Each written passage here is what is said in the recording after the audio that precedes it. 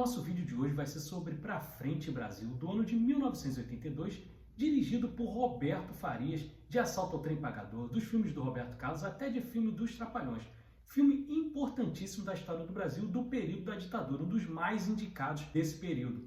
Para quem gostou de Ainda Estou Aqui, esse filme é uma ótima pedida. E aí você olha o elenco desse filme, além de ter um diretor muito bom, o elenco desse filme é fabuloso. Você tem fazendo o papel principal do Joffre, Reginaldo Faria, você tem Carlos Zara, você tem Antônio Fagundes, você tem Cláudio Marzo, Natália do Vale, Elizabeth Savala, Luiz Armando Queiroz, que para quem não conhece, ele fez o Tuco na primeira versão da Grande Família, personagem que depois foi interpretado pelo Lúcio Mauro Filho.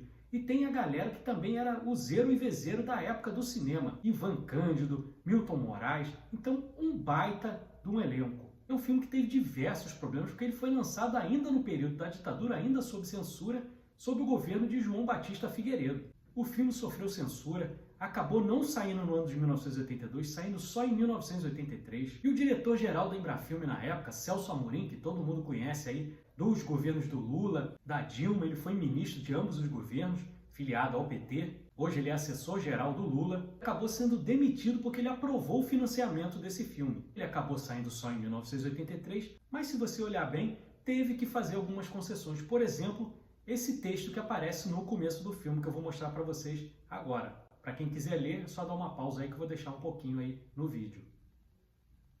E outra coisa também é que você não mostra os militares diretamente envolvidos na tortura. Mostra como se fossem grupos clandestinos que faziam esse, digamos, trabalho sujo. E o interessante do filme que mostra é que ninguém estava livre de sofrer tortura naquela época. Nem se você fosse apoiador do governo ou se fosse o que a gente chama de hoje de isentão, você poderia ser pego, que é o que acaba acontecendo com o personagem do filme, o Joffre, interpretado brilhantemente pelo Reginaldo Faria, que é um funcionário burocrático, trabalha em escritório, está voltando de São Paulo para o Rio de Janeiro, só que nessa viagem de avião ele acaba conhecendo Sarmento, interpretado pelo Cláudio Marzo, que Joffre não sabia que estava envolvido com a resistência, e eles acabam pegando um táxi juntos.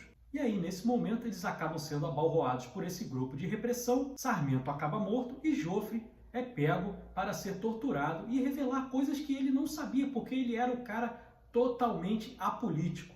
Era um cara que não se envolvia com nada, não queria saber de lado nenhum, mas mesmo assim não escapou de ser pego. E aí, por que o nome do filme é Pra Frente Brasil? Porque ele se passa justamente na época da Copa do Mundo de 1970. No período da ditadura, que começou em 31 de março de 1964, o filme se passa em 1970, foi o período de maior repressão sob o governo de Emílio Garrastazu Médici. Foi o presidente mais sanguinário desse período da ditadura. E estava todo mundo preocupado com a Copa do Mundo e ninguém prestando atenção que o país estava pegando fogo. E aí o filme poderia ter tomado um caminho meio que óbvio, que é transformar o futebol como se fosse aquela coisa, aquela frase clichê, futebol é o ópio do povo, mas o filme não faz isso, ele não julga a Copa do Mundo. A Copa do Mundo acontece ali e é muito interessante porque a Copa do Mundo, ela serve para pontuar a elipse temporal do filme, para você saber em que período está passando ali, quantos dias o Joffre ficou em cativeiro.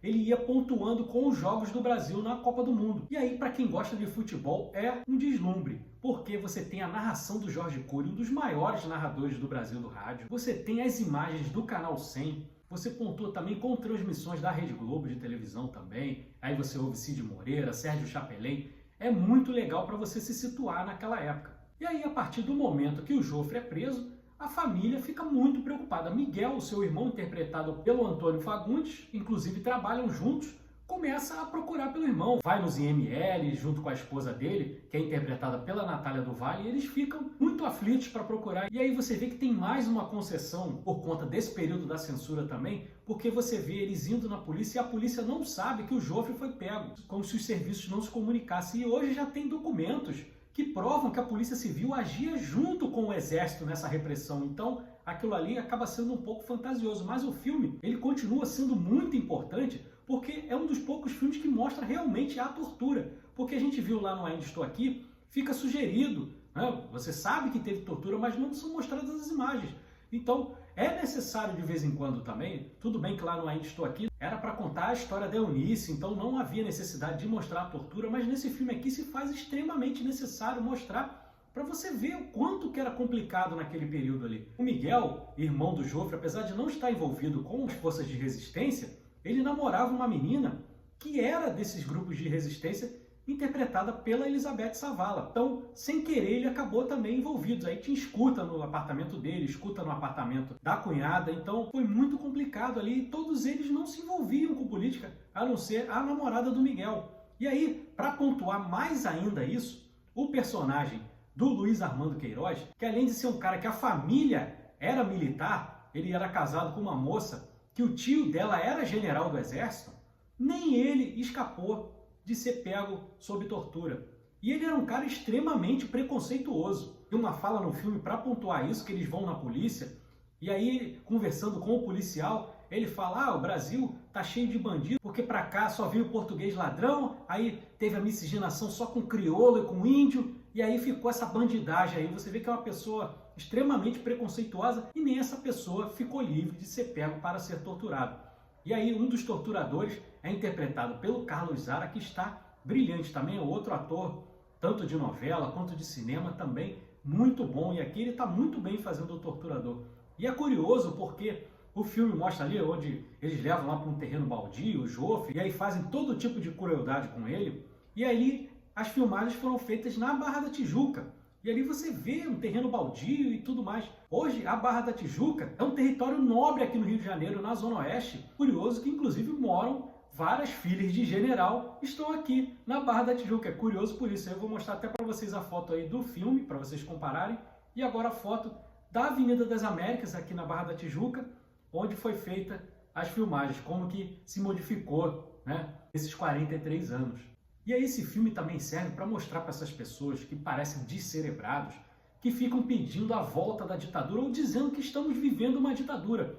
Meu amigo, se você estivesse vivendo uma ditadura, você dizer que está vivendo uma ditadura já não seria permitido, você já seria pego, seria torturado e provavelmente morto. Sumiriam com você, sumiriam com o seu corpo, sua família não conseguiria fazer nem o seu enterro. Então, para de bobagem de falar que quer ditadura de volta, porque vai tirar a liberdade não só de quem não apoia o governo, mas também de quem apoia. Porque muitas pessoas foram torturadas e mortas, pegas por engano. Mas ninguém estava livre. Você poderia ser confundido, você poderia ser pego sem ter feito nada. Então, para de ficar pedindo ditadura. E é um filme, como eu falei, muito importante. É um filme feito na época que muito pouco dinheiro. Então, os movimentos de câmera são bem simples. Não tem nenhum malabarismo. Mas é muito bem filmado, muito bem montado, tanto bem montado que ganhou Kikito, né, o prêmio lá do Festival de Gramado, e ganhou também como melhor filme, um filme muito importante. Roberto Farias é um cara muito importante na cinematografia brasileira, e esse filme aqui, se você quer saber mais sobre o tema, ele é praticamente que obrigatório para você assistir. Muito se fala em Que é Esse Companheiro, que é um filme mais recente, O Ano que Meus Pais Saíram de Férias, mas não se esqueçam de Pra Frente Brasil, é um filme muito importante para você assistir. É isso? Então não peça mais ditadura. Ditadura nunca mais. E se você gostou desse vídeo, deixa o like, inscreva-se no canal. Cashback tem conteúdo de cinema de domingo a domingo. Tem meus vídeos aqui de segunda a sexta. Tem o nosso podcast toda quarta-feira, 8h30, episódios mais longos. Tem o short, tem cobertura de cabine de imprensa. Tem bastante coisa aqui no YouTube e também nas nossas redes sociais, que é @cashbackp em todas elas. Estamos em todas as redes. Muito obrigado, bom final de semana e até a próxima.